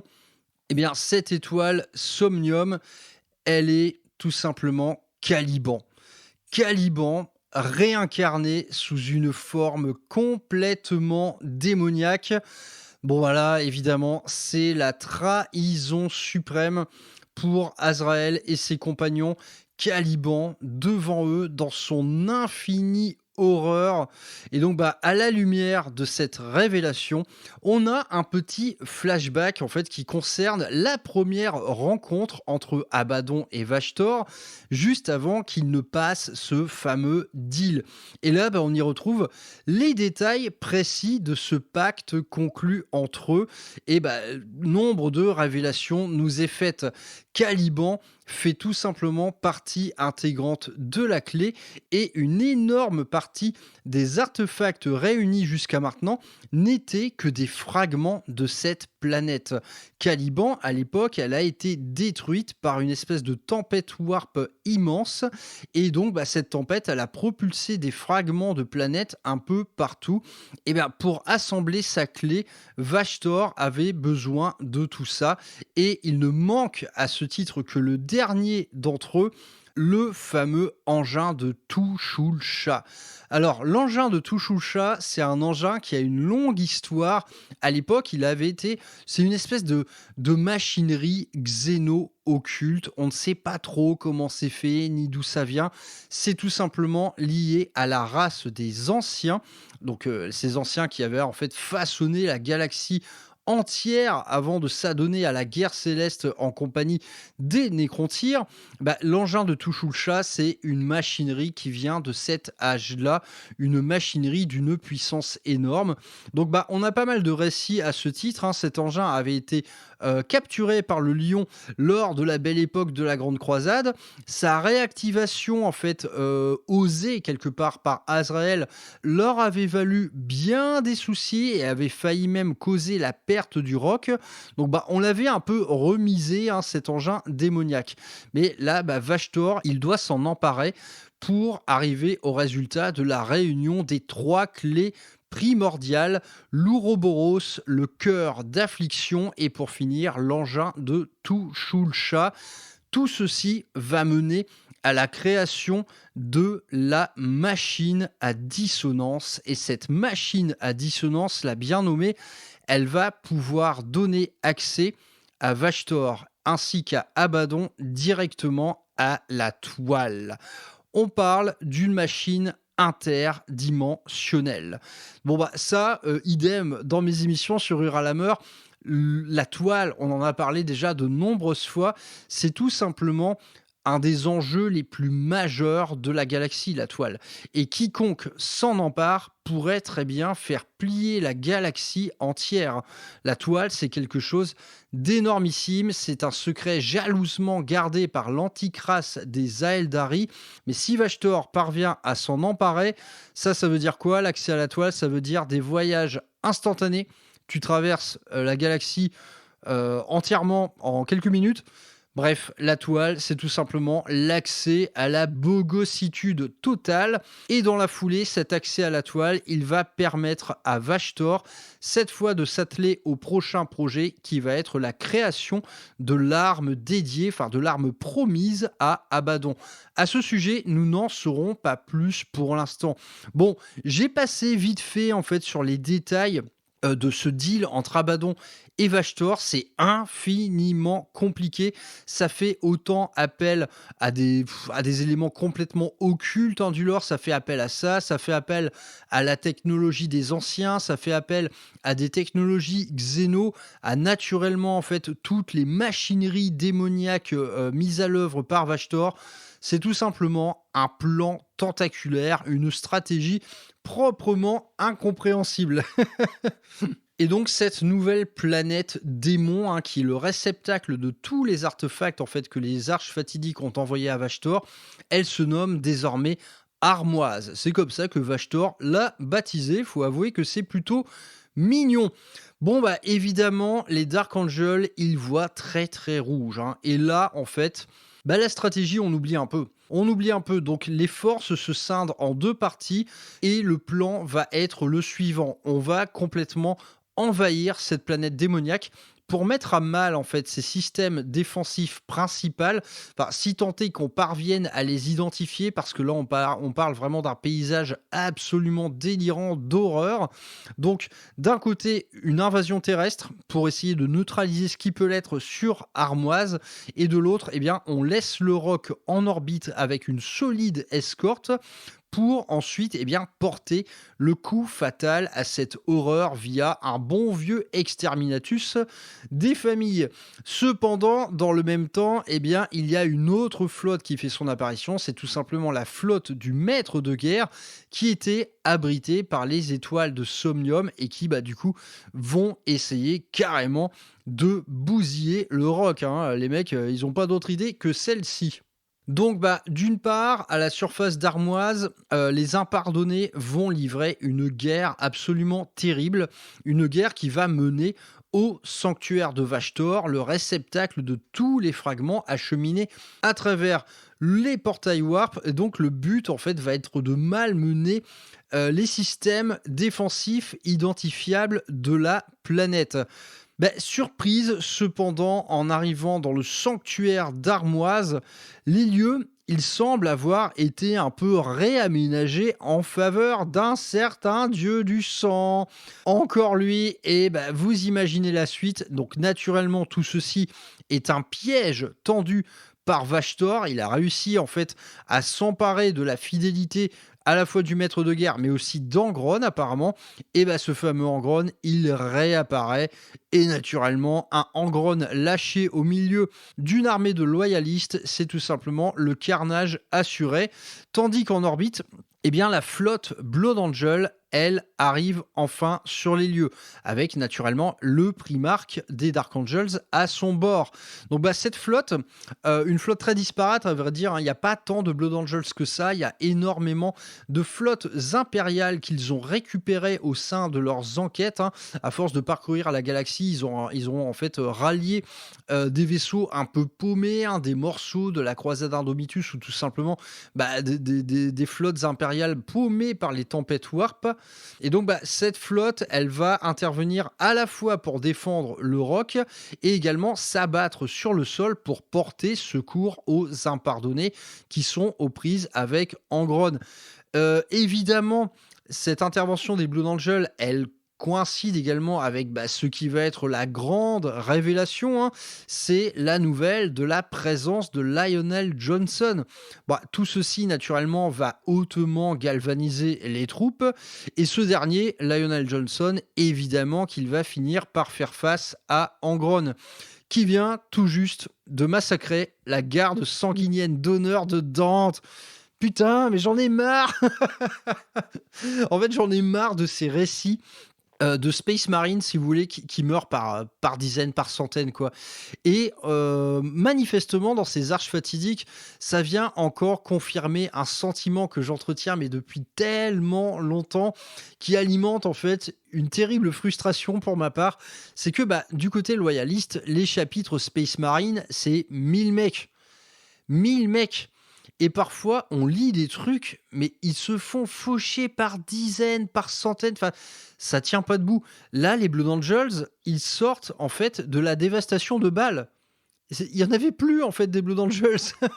Tu Guilliman, il s'est pointé avec des nouveaux Primaris et tout, mais en fait, la manière de fabriquer des Blood Angels à l'ancienne, c'est-à-dire avec les cercueils de sang et tout, c'était foutu. Tout a été détruit. Et là, on nous dit, OK, sur Armoise, Dante, il intervient avec des centaines de Blood Angels. Et parmi ces centaines de Blood Angels, je vous promets qu'il y en a un gros paquet qui prennent la tempête, hein. Donc tu dis, oh là là, mais en fait, c'est marrant parce que ça fait le parallèle avec ce qui m'agace le plus dans le jeu, c'est la létalité. On va en reparler bientôt de ça d'ailleurs.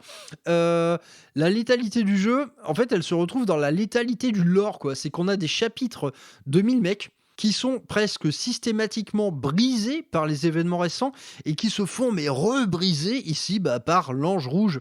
Bon voilà, petite parenthèse. Quelque part, moi qui m'énerve un peu dans tous ces récits de lore récent. Moi, quand j'étais petit, si tu veux, une escouade tactique, elle débarquait en drop pod, elle s'emparait d'un monde entier. Si tu veux, une escouade tactique avec un lieutenant, ça mettait fin à la tyrannie d'un monde avec un gouverneur impérial qui avait trahi, tu vois. Il se réemparait d'un monde, ça durait 3 ans. À la fin, il y avait 3 Space Marines morts ennemis, tu vois. Mais tu vois, ils s'emparaient d'un monde. Ici, en fait, ils se font faucher d'un seul coup de hache, quoi. Bon, il y a toujours, moi, cette part de frustration un petit peu qui règne autour du lore récent de Warhammer 40 000. Fin de la parenthèse. En tout cas, à l'issue de ça, le pauvre Dante, il est en piteux état et j'ai envie de dire encore une fois. Bon, on va se concentrer naturellement sur le gros morceau de ce récit qui est évidemment le duel complètement épique entre le lion et Angron. Un duel où le lion, eh bien, il va pas mal briller d'intelligence devant une force complètement brute. Donc je vous en dis pas plus à ce sujet, honnêtement c'est un duel super intéressant parce qu'il se passe en fait dans plein d'endroits différents.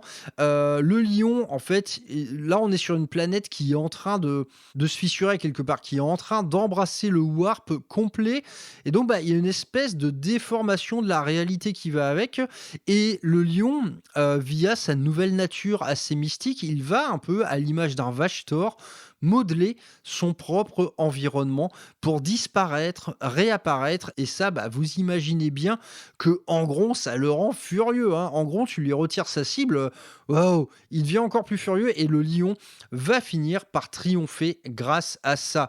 Mais pendant ce temps, eh bien, Vashtor, il va faire foncer sa propre arche fatidique sur le roc.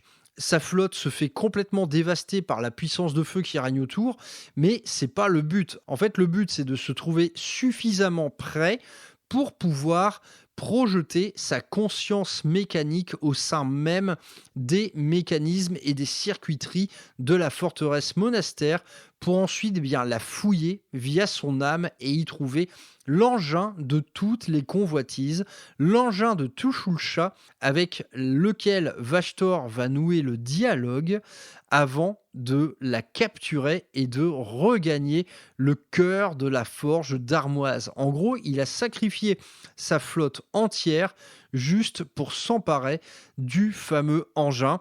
Et du coup, Vashtor gagne le cœur d'Armoise. Il a le dernier morceau et il crée la clé et il l'active. Là, quelque part, c'est game over. L'activation de la clé, elle a lieu. Donc, à partir de là, c'est une victoire totale pour Vashtor. Et à partir de ce moment, l'activation de la clé, c'est l'activation d'Armoise. Et à partir de là, la défaite impériale, elle est immédiate. La planète démon, elle s'éveille. C'était déjà un cauchemar, cette planète. Mais là, elle va se transformer en un véritable enfer.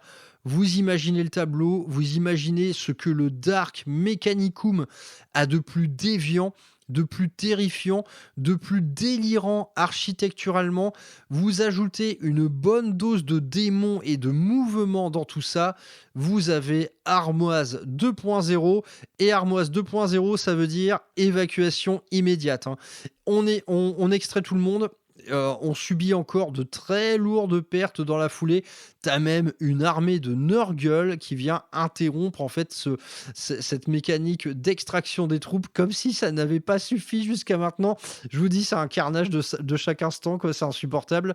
Et du coup, la flotte impériale se replie Le roc s'éloigne un peu la queue entre les jambes. Néanmoins, ils ont su quand même contenir la flotte d'Abaddon. Ils s'en sont quand même plutôt bien sortis en matière de défense.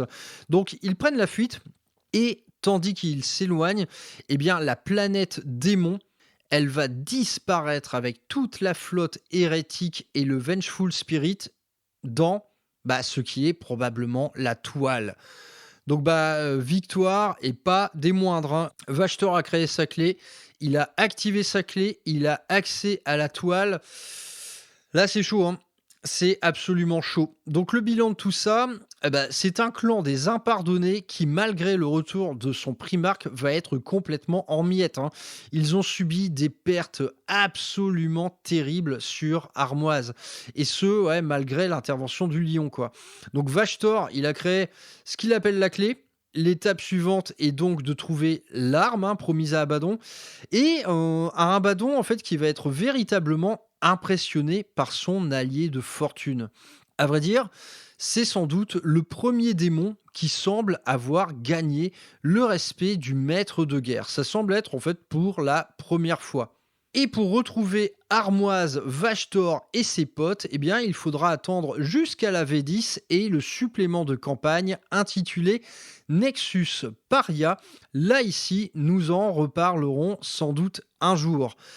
Bon, c'est fini pour cette petite rétrospective des arches fatidiques. Faut avouer que c'est quand même un sacré morceau de lore, hein. Là où en fait l'éveil psychique durant la V8, il avait été un petit peu dispersé, en fait c'était énormément d'intrigues secondaires. En gros, l'éveil psychique c'était quand même intéressant, c'était ok. La cicatrice maledictum, elle est là. Elle est là sans doute pour un paquet de temps. Et du coup, ce manifeste en fait de l'immatérium dans l'univers matériel, il allait bouleverser le rapport que les différentes races de la galaxie entretiennent avec l'Empyréen. Donc l'éveil psychique, c'était ça, c'était en gros quelles sont les conséquences de la cicatrice maledictum sur les différentes races de la galaxie. Donc c'était un récit très dispersé, quoi. Un coup, on s'occupait des Eldar, et d'ailleurs c'était très intéressant, mais il y avait aussi pas mal de petites side stories avec Fabius Bile ou Jane Zar, par exemple. Tout n'était pas franchement du même niveau. C'était toujours sympathique, mais il n'y avait rien finalement qui fasse avancer le véritable lore. Dans ces arches fatidiques, honnêtement, ça avance quand même pas mal. Bon, évidemment, on est toujours sur des chapitres Space Marine qui prennent toujours aussi cher. Mais là, dans l'avancée globale du lore, c'est quand même pas rien, hein. Ce qui s'est produit, c'est l'accès à la toile du chaos. Ça peut être quand même quelque chose de potentiellement dingue pour les années à venir et les nouveaux théâtres d'affrontement, hein. Et voilà, tout est laissé en suspens, mais on a quand même cet élément fondamental qui est l'entrée du chaos au sein même de la toile. Et donc, les démonstrations de puissance, elles vont suivre. Et Vashtor, en fait, maintenant, en fait, Armoise, c'est devenu pour lui quelque part une espèce de vaisseau spatial amiral. Il va carrément, en fait, se déplacer avec cette planète démon. Et on en aura la preuve dans Nexus Paria. Quand Armoise déboule, c'est tout simplement n'importe quoi, hein. Là, on n'est même plus sur une arche fatidique, hein, les gars. On est sur une planète entière. Une planète, mais qui est complètement parasitée par des technologies comme la galaxie n'en a jamais vu. C'est profondément énorme. Et à vrai dire, une des clés de l'avenir de Vashtor, pour moi, là, je vous parle à titre personnel, hein, depuis quelques minutes. Pour moi, en fait, ça va se passer peut-être du côté des Eldar. Les Eldar se sont éveillés psychiquement encore plus qu'avant depuis l'apparition de la cicatrice maledictum. On a pas mal parlé des Inari, hein, récemment. Les Eldar, en fait, sont en train de gagner en puissance. Et s'il y a quelque chose qui est à noter, en fait, dans toutes ces opérations menées par Vashtor, eh bien, c'est leur absence. Pourquoi les Eldar ne sont pas intervenus? Ils le savaient que Vashtor convoitait le Warp, c'est une certitude, les mecs savent tout. C'est d'ailleurs une question qui est posée à la fin de ce bouquin, donc du Lion, par l'inquisiteur Kotéaz en personne. Lui-même, pour avoir parlé à des Eldari, qui étaient au courant en fait, des machinations de Vashtor, il se demande pourquoi ils n'ont pas pu empêcher ça. Pas pu, pas voulu, pas su, ce sont des Eldar, nous ne savons pas encore très bien. Mais nul doute qu'en fait, entre l'avènement des Inari et l'avènement de Vashtor, je vois bien dans l'avenir une espèce de chemin croisé pour défaire Armoise. Pour moi, c'est le pari que je prends sur l'avenir, c'est l'Eldar qui a la clé. À leur tour, ils vont peut-être fabriquer leur propre clé, nos amis les Eldar. Donc il y a tant de choses abordées dans ces arches fatidiques. Honnêtement, c'est une lecture tout à fait sympa. J'espère la compléter par le petit ouvrage manquant Farsight, parce que Farsight est un personnage que j'aime énormément. C'est probablement le seul personnage gentil de 40 000, hein, honnêtement. Mais un vrai gentil, si tu veux, quelqu'un qui a une belle âme, quelque part, qui se soucie de son peuple, etc. Mais je suis pas un inconditionnel du lore de l'Empire Tau, mais j'aime beaucoup ce qui se passe autour de Farsight. Donc on verra pour la suite, mais en tout cas, cette lecture des Arches Fatidiques, je ne peux que vous la conseiller. Honnêtement, c'est excellent. Les meilleurs, non, je saurais même pas vous dire en vérité quel est le meilleur tome. Abaddon, il est génial. Abaddon, c'est vraiment une source sans fin de match-up, d'idées, de projets, et l'histoire est tout à fait sympa. Angron, là, c'est la récré, même si c'est une récré un peu traumatisante pour un joueur de l'Imperium, on va pas se mentir. Et Vashtor et le lion, vraiment, là, on est dans des récits de bataille tout à fait passionnants. Donc tout ceci est franchement réjouissant, le tout accompagné naturellement de superbes photos. Quant à la partie règles, scénario, etc., naturellement, on peut un peu la foutre à la poubelle parce qu'on a un bouquin Board in Action sorti en V10, un bouquin qui me donne toujours autant de bonheur. Et la lecture de ces arches fatidiques, elle n'a fait qu'alimenter ce feu de l'abordage en moi. C'est tout à fait cool. À ce titre, allez jeter un coup d'œil à la chaîne YouTube de WizGame, W-I-Z-Z, WizGame, qui nous fait récemment du rapport de bataille Board in Action qui fait très très plaisir, c'est très cool. Faudrait qu'on se parle bientôt, lui et moi d'ailleurs. Bon les gars, c'est tout pour cette émission de lore un peu longue. J'ai un peu mal à la voix, comme vous aurez pu le constater. Honnêtement, c'est un segment de lore qui m'a régalé, hein. C'est un segment de lore vraiment cool, une source infinie en fait d'idées pour vos actions d'abordage, mais pas que, parce qu'on a également en fait du conflit d'envergure dans tout ça. Mais la meilleure idée finalement après cette émission, ce serait de jouer cette fameuse campagne du rock. Honnêtement, j'en ai envie depuis tellement longtemps, donc j'ai fait mon appel en début d'émission, mais n'hésitez pas, si vous êtes dans le coin, si vous voulez vous faire la campagne du rock en ma compagnie, c'est avec plaisir, j'offre la bière et le poulet rôti. Bon les amis, merci pour votre écoute, je pense qu'elle aura été assez longue. On se retrouve sur les réseaux, vous pouvez soutenir votre humble serviteur et Ruralameur via les petites affiliations, que ce soit sur My Hobby Place ou chez Arrakis Miniature avec le code RURAL15, n'hésitez pas. Et on se retrouve bientôt sur le Discord pour parler des futurs événements. En attendant, il y a des réunions Super Warp tous les mois jusqu'à cet été, jusqu'au 4 juillet, où ensemble, nous allons fêter l'été grâce au Rural Summer Break, qui sera une convention multi-jeux, multi-format. Vous trouverez tous les détails sur le Discord. N'hésitez pas à save the date, les 4 et 5 juillet. Ça va être un week-end de wargame de folie. Faites-moi confiance là-dessus. Je vous fais des bisous, les amis. Portez-vous bien, profitez bien du retour des beaux jours. Qu'est-ce que ça fait plaisir. Moi, le retour du printemps, c'est une sensation dont je ne me lasserai jamais. Mais bon, au sein de ces beaux jours, il est bon parfois de se replonger dans les cales obscures des arches fatidiques et de se faire un petit match-up d'Esgard Ultramarine, par exemple. Ça régale toujours autant Boarding Action. Allez, ciao les mecs. Tiens, d'ailleurs, on va se quitter en musique. Boarding action. Boarding action. Boarding action. Boarding action. Boarding action. Boarding action. Boarding action. Boarding action. Moins un touche, plus un blaze. État d'alerte. Boarding action. Sabotage, explosif. 5ème République. Boarding action. Boarding action. Boarding action. Boarding action. Boarding action. Boarding action. Boarding action. Boarding action. Dans un vaisseau.